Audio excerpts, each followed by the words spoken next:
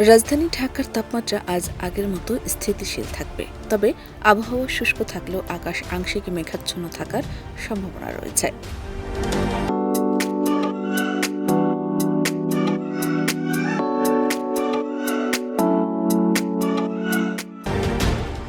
4 ফেব্রুয়ারি আবহাওয়ার পূর্বাভাসে বলা হয়েছে, দিনের প্রথমার্ধে আকাশ অস্থায়ীভাবে আংশিক মেঘাচ্ছন্ন থাকতে পারে, তবে আবহাওয়া মূলত শুষ্ক থাকার সম্ভাবনা রয়েছে। একই সঙ্গে এ সময় উত্তর অথবা উত্তর পশ্চিম দিক থেকে ঘন্টায় 6 থেকে 12 কিলোমিটার বেগে বাতাস প্রবাহিত হতে পারে। দিনের তাপমাত্রা মোটামুটি অপরিবর্তিত থাকার সম্ভাবনা রয়েছে।